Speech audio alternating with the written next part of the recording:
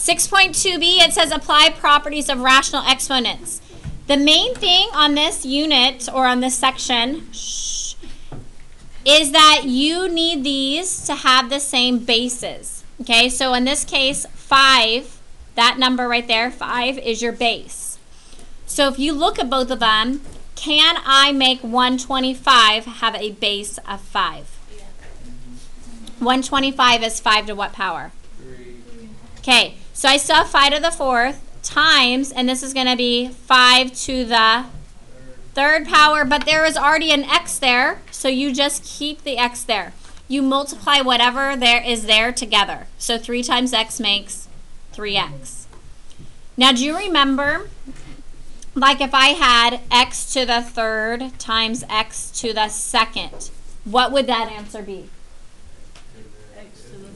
X to the 5th. You add the exponents, correct? Same thing here. Once you have the same base, you are adding the exponents. So that means I'm going to have 5 to the... No. Can I add something that is x and not an x? So you're just going to write it as 4 plus 3x. Sorry. That would be your answer. Sometimes, though, you'll be able to add them. Like, for instance, on our next one. Do those have the same bases on example 2? They both have a base of 2. So we are going to add these together. That means we're going to, so we have 2, and we're going to add 1/4 plus 2/3. But in order to add fractions, they need to have what? So what denominator you think we should use? 12. So we have 2, and I'm going to make these 12. So what do I have to multiply 4 by in order to make it 12? 3. So 1 times 3 is 3. And then this over here, 3 times 4 is 12. So 2 times 4 makes 8. So when we add those together, 3 plus 8 makes 11. So my answer is 2 to the 11 over 12 power.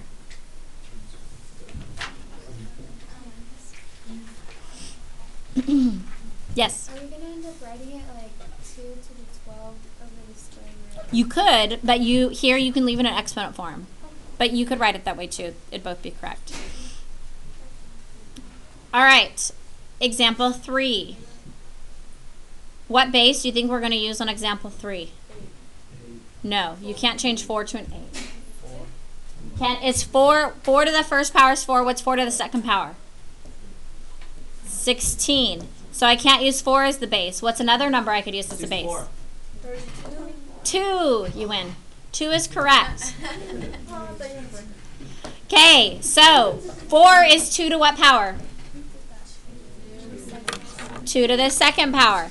So if I have 2 to the second power, and then you have to multiply it by 1/3, which is going to end up making it 2 to the what power? 2/3. Because with fractions, you multiply across. So that's really 2 over 1 times 1/3. So you get 2/3. Okay, 8 is 2 to what power? 3. To the 3rd power. Good. And then I still have a 2/3 there, right? And we're going to write this as 3 over 1. Now, this could reduce to just what on this one? 0. Just 2. But we need a denominator of 3. So I'm going to leave it. You going to leave it as 3? So we're going to leave it as 6 over 3, exactly. So it's going to be times 2 to the 6 over 3. I'm leaving it as 6 over 3 because we need to do what with these exponents? Add them. So when we do that, we have 2, and then we have 2/3 plus 6/3, which makes 2 to the 8/3. And you can leave your answer like that.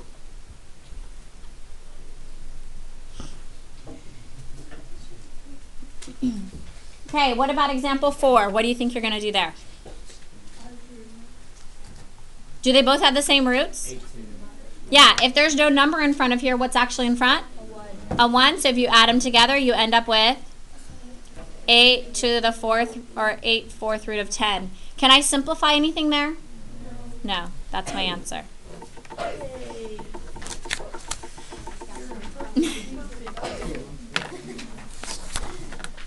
Okay, what are we going to do on 5?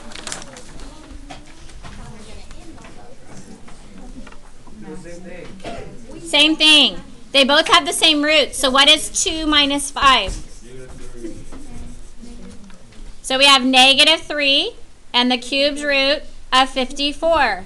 Now just like on the last one, we couldn't simplify the root 10, but can I maybe break 54 down? Yes, so let's go ahead and break 54 down. What does 54 break down to multiply to be? 9 times 6, and then 9 breaks down to 3 and 3, and 6 is 3 and 2. How many do I need for a group on this problem? 3. So I have a group of 3s, and I have a 2 left over. When I bring that group of 3s out, there's already a -3 there. So what do I do? Multiply them. So -3 times 3 makes -9, and then you still have your cubed root of 2. Do not forget that number, that little number. You need to have that there. That 3. Okay, that's your answer. It can't be simplified any further. Okay, questions up to this point? When you look at 6, these do not have the same roots, do they? So right now I can't add these together. So it looks like we have to simplify this one and simplify this one to see if we can end up adding them together. So what am I going to do with the first one? Can this break down? 25 breaks down to 5 and 5. And how many do I need for a group on this problem? 2. So I have one group of 5s. Okay, how will I break down x to the 5th? I'm going to do x squared, and how many x's will I have left over? And 1. Okay, because 2 and 2 and 1 makes 5, and we need 2 for a group. So when I bring these out, we multiply it with what we already have. So -9 times 5 is -45. I already have x squared out here, and then I have 2 more groups I'm bringing out, so that's going to make x to the what? 4th. Because this represents 1x, this represents 1x when we bring it out. So there's already 2, and we're bringing out 2 more, so that's x to the 4th. Root, and what's left over inside? X. Are we okay with that? Okay, 49. What does 49 break down to? 7 and 7, so I have a group of 7s. Then my x to the 9th, we're going to have x squared, right? How many x squareds am I going to have? 2, 4, 6, 8, and then makes 1 more is 9. 2, 4, 6, 8, 9, right? So I have 1, 2, 3, 4 groups of x's with 1 left over. So when I bring that stuff outside, there's already a 3 out there. What's it going to become? 21. And how many groups of x's do I have? 4. So it's going to be x to the 4th, root, and what do I have left over inside? X. Are these the same now? Can I put them together? So -45 and a positive 21 makes x to the 4th, root x. So you just keep the last name, the last part the same, since it's already the same. You keep x to the 4th? Yes. So if these, like if this was x to the 3rd and this was x squared, we couldn't end up putting them together. Like that last part has to all be the same in order to put them together. But the only part that doesn't have to be the same is the real number. Right. Okay. All right, last one. What do you think we're going to have to do?